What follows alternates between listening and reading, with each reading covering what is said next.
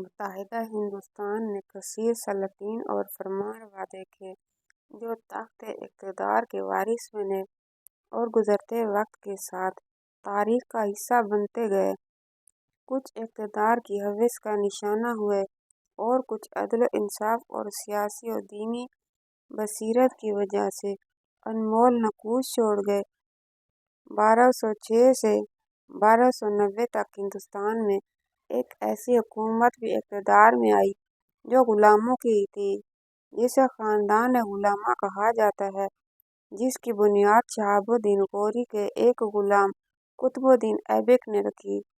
خاندان غلاماں کے دوسرے حکمران اور شمس الدین التمش نے خلافت راشدہ کی یاد تازہ کر دی۔ شمس الدین التمش ترکستان سے تعلق رکھتے تھے۔ تاریخ فرشتہ کے مطابق آپ کے بھائیوں نے مثل سیدنا حضرت یوسف علیہ السلام کے باپ کی آپ کے ساتھ غیر معمولی محبت کے سبب حسد و رقابت میں آپ کو ایک سوداگر کے ہاتھ فروخت کر دیا۔ ترکستان سے ہوتے ہوئے آپ پہلے غزنی پھر دہلی فروخت کیے گئے، جہاں قطب الدین ایبک نے 1,00,000 روپے کے عوض آپ کو ایک تاجر سے خرید لیا اور آپ اپنی فہم پرست اور مجاہدانہ کردار کی بدولت نہ صرف فوج کے جرنیل مقرر ہوئے بلکہ اپنی ہونہاری اور تابعداری کی بدولت قطب الدین ایبک نے اپنی شہزادی جیسی کم عمر بیٹی کے ساتھ نکاح کروا کے آپ کو اپنا داماد بھی بنا لیا۔ قطب الدین ایبک کے بعد ان کا نااہل بیٹا بہرام شاہ تخت نشین ہوا تو سلطنت کے ٹکڑے ٹکڑے ہونے لگے۔ تب شمس الدین التمش نے 1211 حکومت کی باغ ڈور اپنے ہاتھ لے لی۔ اقتدار سلطنت اپنے ہاتھوں لینے کے بعد آپ کو کئی بغاوتوں سے نبرد آزما ہونا پڑا، جن میں فتح و نصرت آپ کا مقدر بنی۔ تاج الدین یلدوز اور حاکم غزنی کو شکست دی اور پنجاب اور سندھ کی اپنی سلطنت کو وسعت دی اور ناصر الدین قبانچہ کو بھاگنے پر مجبور کر دیا۔ 622 ہجری میں لکھنؤ، بہار اور بنگال کو اپنی سلطنت میں شامل کیا۔ سندھ کے وہ علاقے اور قلعے جن کو فتح کرنا ناممکن تھا، آپ نے ان کو فتح کیا۔ مختصراً یہ کہ راجپوت ریاستیں، خلیجی امراء، ترک امراء اور دہلی امراء، فتنہ منگول اور تاتاریوں کی یلغار، ان سب کا سربراہ کیا۔ آپ نے ہندوستان میں اسلامی حکومت کو استحکام و پائیداری بخشی۔ آپ نے صرف اپنی پیش رو کی سلطنت کو محفوظ رکھا بلکہ اس میں نئے علاقے داخل کر کے اپنی سلطنت کو وسعت دی۔ طبقات ناصری کے مطابق آپ اتنے خدا ترس، سخی اور صاحب تقویٰ تھے کہ آپ کی رعایا آپ کو ولی اللہ سمجھتی تھی۔ رات کا زیادہ تر حصہ سخاوت میں اور دن میں خیرات و صدقات کرنا آپ کا معمول تھا۔ ابن بطوطہ نے بیان کیا ہے کہ آپ عادل اور صالح تھے، مظلوموں کی داد رسی پر مستعد رہتے، چنانچہ آپ نے حکم دے رکھا تھا کہ جس کی داد رسی نہ ہو رہی ہو وہ رنگین کپڑے پہن رکھے تاکہ اس کی پہچان ہو سکے۔ انصاف کی یقینی اور بروقت فراہمی کے لیے آپ نے اپنے محل کے باہر 2 سنگ مرمر کے بنے شیروں کے گلے میں زنجیریں ڈال کر گھنٹیاں لٹکا رکھی تھیں۔ گھنٹیوں کی آواز سن کر خود باہر آتے اور سائل کی فوری داد رسی کرتے۔ سب سے پہلے جنگِ عدل کا رواج بھی سلطان شمس الدین التمش نے ہی شروع کیا۔ شمس الدین التمش کے دور کو خلافت راشدہ ثانیہ اس لیے بھی کہا جاتا ہے کیونکہ بھیس بدل کر رعایا کی غبر گیری کرنا، خود کو ظاہر کیے بغیر ضرورت مندوں کی ضرورت پوری کرنا اور راتوں کو جاگنا اور عبادت کرنا آپ کے معمولات تھے۔ آپ اپنے غلاموں کو تکلیف نہ دیتے بلکہ خود کام سر انجام دیتے، ہمیشہ باوضو رہتے، نیند کم کرتے، رات کو محل میں آویزاری کرتے، تہجد اور 5 وقت باجماعت نماز سے کبھی غفلت نہ برتتے۔ آپ عابدانہ و زاہد اور صوفی من سے صحیح الاعتقاد اور راسخ العقیدہ مسلمان تھے۔ تاریخ فرشتہ کے مطابق ابیسہ خلیفہ المستنصر کی جانب سے آپ کو سلطان الہند اور ناصر امیر المومنین کے القابات سے نوازا گیا۔ عہد سلاطین کتاب کے مطابق خلافت راشدہ کے بعد غالباً مشکل سے ہی کوئی ایسا حکمران تاریخ اوراق میں محفوظ ہے۔ کئی اوقات کا مالک ہو، آپ نے کئی مساجد بنوائی، مدرسے تعمیر کیے اور علماء و فضلاء کی قدر کی اور بڑی بڑی تنخواہیں دیں۔ سلطان الہند غریب نواز حضرت خواجہ معین الدین چشتی اجمیری رحمۃ اللہ علیہ کی کشف الاسرار، گنج اسرار اور انیس الارواح جیسی تصوف و طریقت پر مشہور کتابیں آپ کے عہد میں ہی تالیف کی گئیں۔ اتنی بڑی فتوحات اور جدوجہد کے دوران ایک دفعہ سلطان شمس الدین التمش کے ساتھ ایک ایسا واقعہ پیش ہوا جس نے ایک دن سلطان التمش کو بری طرح ہلا کے رکھ دیا۔ وہ دن سلطان شمس الدین التمش اپنی زندگی میں کبھی نہیں بھولا تھا۔ وہ دن سلطان شمس الدین التمش کی ساری زندگی کے سب سے مشکل ترین دن تھے۔ سلطان شمس الدین التمش نے اپنی زندگی میں بہت سی فتوحات حاصل کیں اور سلطان قطب الدین ایبک کی بنائی گئی سلطنت سے کئی گنا وسعت کی۔ سلطان شمس الدین التمش نے کبھی زندگی میں کسی محاذ کسی جنگ سے ناکام ہو کر نہیں لوٹا تھا۔ سلطان شمس الدین التمش اپنے جاسوسوں کے ذریعے دشمن کے دلوں میں چھپے رازوں کو بھی جان لیتا، حتیٰ کہ سلطان شمس الدین التمش عام سادہ سا لباس اوڑھ کر گدڑی پہن لیتے اور بازاروں گلیوں محلوں میں اس طرح گھومتے کہ لوگ آپ کو ایک فقیر سمجھتے اور اس طرح آپ گھومتے گھومتے دشمنوں کے قلعوں اور محلوں میں داخل ہو جاتے اور ان کے رازوں کو ان کافروں کے دلوں سے نکال لیتے۔ لیکن کبھی زندگی میں سلطان شمس الدین التمش کو کسی نے نہیں پکڑا اور آپ کی اتنی مضبوط جاسوسی کی وجہ سے سلطان شمس الدین التمش نے اپنی زندگی میں کبھی ناکامی کا منہ نہیں دیکھا۔ وقت گزرتا رہا، سلطان شمس الدین التمش کی فتوحات دن بدن جاری تھیں۔ اتنے میں ایک دن سلطان شمس الدین التمش نے اپنی بیٹی رضیہ کو اپنے کمرے میں بلایا اور کہا، بیٹی، آج کے بعد میں اپنے سپاہیوں کے لیے ایک خاص لشکر کے ساتھ سندھ کے ایک اہم قلعے کو فتح کرنے جا رہا ہوں، جس میں اس قلعے میں میری فتوحات کے بڑے بڑے راز چھپے ہوئے ہیں اور اس قلعے کا ایک راستہ اور قلعے کے حاکم کی ایک کمزوری مجھے پتہ ہے اور ہم اس قلعے کو بآسانی فتح کر لیں گے۔ سلطان شمس الدین التمش نے چند اہم امور اپنی بیٹی رضیہ کو دیے اور اپنی منزل کی طرف روانہ ہو گئے۔ رضیہ اس وقت 18 سال کی تھی، لیکن حسن اور بہادری میں رضیہ کا کوئی مقابلہ نہیں کر سکتا تھا۔ جب سلطان شمس الدین التمش اس قلعے کو فتح کرنے کے لیے اس کا محاصرہ کیا تو اتنے میں سلطان شمس الدین التمش نے دیکھا کہ اس قلعے کے حاکم نے سلطان کی ساری فوج کو ارد گرد سے گھات لگا کر محاصرہ کر لیا۔ سلطان بڑا حیران تھا کہ قلعہ کو فتح کرنے کی خبر میرے سپاہیوں کو بھی اس وقت ہوئی جب ہم سندھ کے علاقے میں داخل ہوئے، حتیٰ کہ میری بیٹی کو بھی نہیں پتہ تھا کہ میں قلعے کو فتح کرنے والا ہوں۔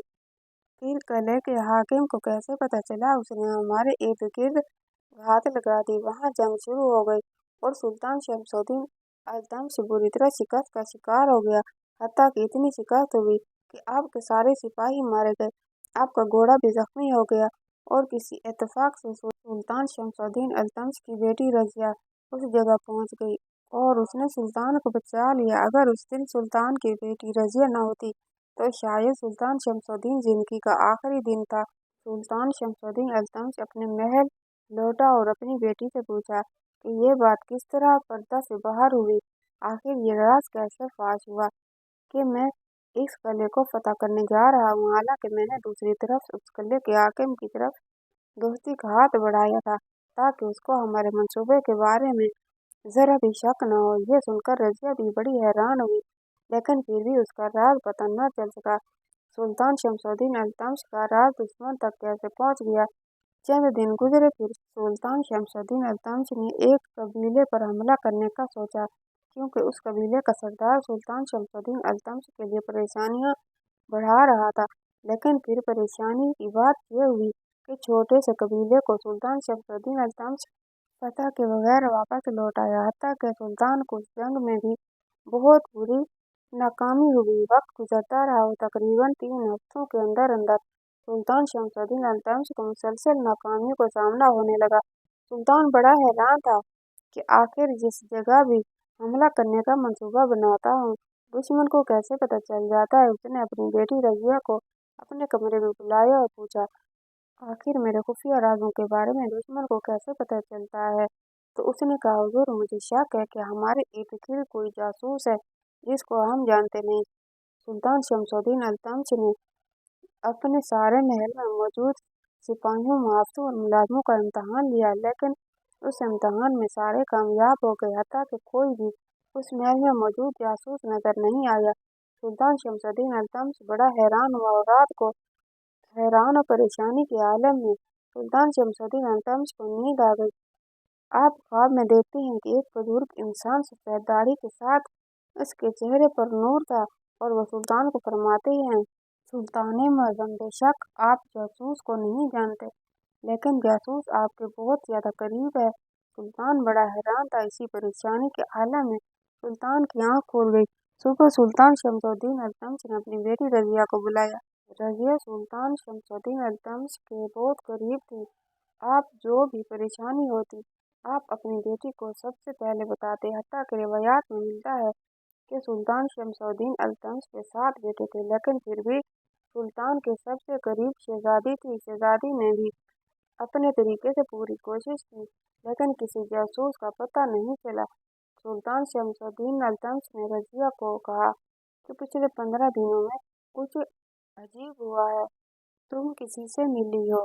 आखिर कोई इस महल में ऐसा इंसान दाखिल हुआ जिस पर आप शक कर सकें? तो सोचते सोचते रजिया ने कहा, हुजूर, जिस कले को पता करने के लिए गए थे, उस कले के हाकिम की बेटी मेरी बहुत करीबी सहेली है और उससे कुछ राज निकलवाने के लिए मैंने अच्छा दोस्त होने तक के नाटक किया और उसी दोस्ती में उसने मुझे अपने लिए एक शाही पलंग और बिस्तर तोहफे में दिया और वो मैंने अपने पलंग और बिस्तर की जगह उनका पलंग और बिस्तर रखवा दिया और मैंने अपना बिस्तर एक सिपहसालार को दे दिया। लेकिन वह मेरी सहेली खुद महल में नहीं आई।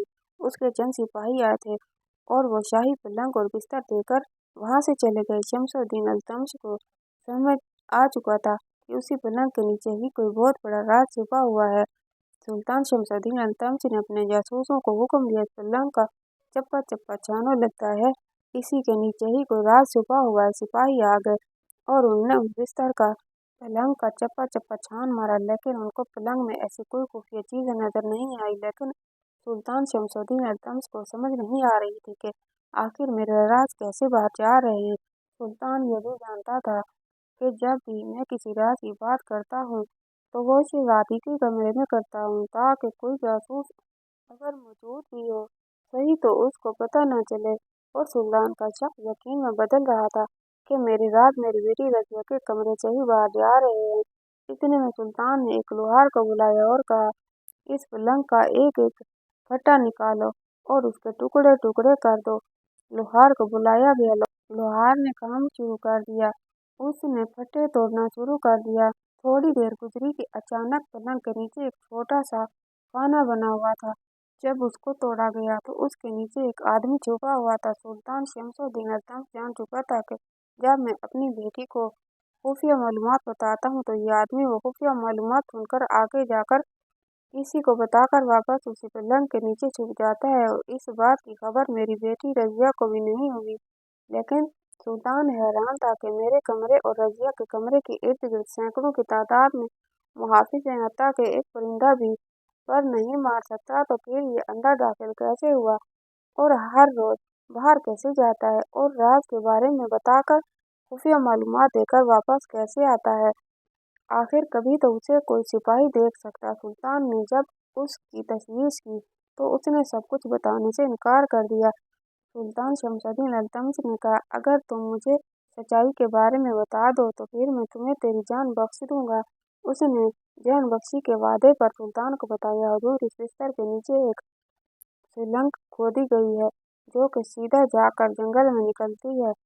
जब आप रात को अपनी बेटी को वो खुफिया मालूमात उसको बताते हैं तो वो मालूमात सुनने के बाद मैं सीधा उस सुरंग के जरिए ही उस जंगल में जाता हूँ और अपने कले के हाकिम के खड़े हुए सिपाही को वो मालूमात देकर वापस आ जाता हूँ और बिस्तर के नीचे लेट जाता हूँ और ये पलंग इस तरह बनाया गया है कि किसी को भी इस पर शक नहीं हुआ कि इसमें कोई आदमी भी हो सकता है। ये पलंग शाम से माहिर कारीगरों ने तैयार किया था और इसी तरह आपके सारे राज और खुफिया मालूमात बाहर जा रही थी। ये सुनकर सुल्तान शमसुद्दीन इल्तुतमिश ने उसी वक्त उस जासूस को जिंदान में डलवा दिया और ऐसी बेहतरीन हिकमत अमली बनाई कि उस कले के टुकड़े टुकड़े कर दिए और कले में मौजूद छुपी हुई सारी मालूमात भी हासिल करी। और कले के हाकिम का सर कलम करते वक्त सुल्तान शमसुद्दीन इल्तुतमिश ने तारीखी अल्फाज कहे थे कि अगर तुम मेरे जिस्म में भी अपने जासूस घुसा दो तो फिर भी मैं काफिरों को नहीं छोड़ूंगा।